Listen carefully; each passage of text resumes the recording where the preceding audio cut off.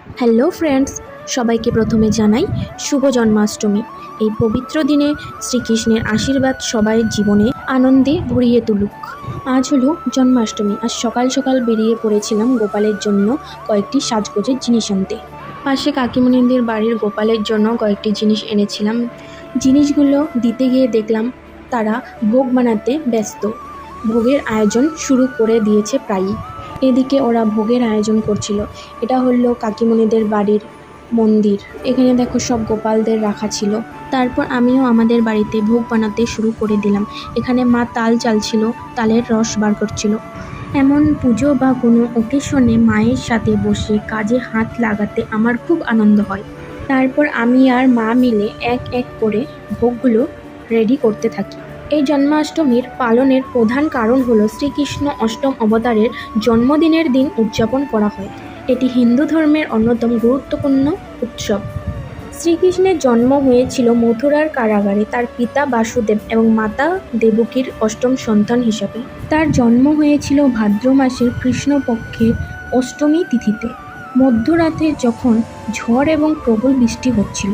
শ্রীকৃষ্ণের মামা কংসের হাত থেকে তাকে রক্ষা করার জন্য জন্মের পরই বাসুদেব তাকে যমুনা নদী পার করে গোকুলের নন্দ ও যশোদার কাছে রেখে আসেন। হিন্দু পুরাণ অনুসারে ভগবান শ্রীকৃষ্ণের জন্মদিন হিসাবে জন্মাষ্টমী পালন করা হয়। এরপর আমি গোপুর জন্য আসন সাজাতে বসলে, তারপর নিজেও রেডি হয়ে গেলাম। এটা ছিল আজকের আমার লুক। এখন আমি রেডি হয়ে চলে গেলাম কাকিমণিদের বাড়িতে গোপালকে অভিষেক করতে। এখন অভিষেক করছে আমার মা। দেখো 3টি গোপাল। এগুলো ছিল গোপালদের ড্রেস, যেটা নন্দিতা কাকিমণি বৃন্দাবন থেকে নিয়ে এসেছিল। তারপর আমিও গোপালদেরকে অভিষেক করতে বসলাম। নন্দর দুলাল এলো মথুরার পথে, নবনী চুরি করে হাসে গোপালের সাথে। শ্যামল অঙ্গ তার বাঁশি হাতে ধরে, যমুনার পুলিনে বাজে প্রেমের সুরে। কংসের দম্ভ চূর্ণ, দুষ্টের বিনাশ, ধর্মের পথে হাঁটে দেখায় আলোর আশ। রাধার প্রেমে বাঁধা গোপিনীদের প্রাণ, এই শুভ জন্মাষ্টমীতে গাহি তারই গুণগান।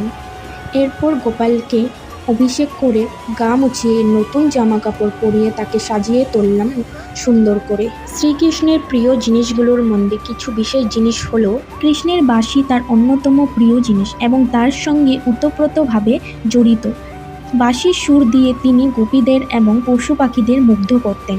তিনি সবসময় মাথায় ময়ূরের পালক পরতেন, যা আমাদের এক বিশেষ পরিচয়।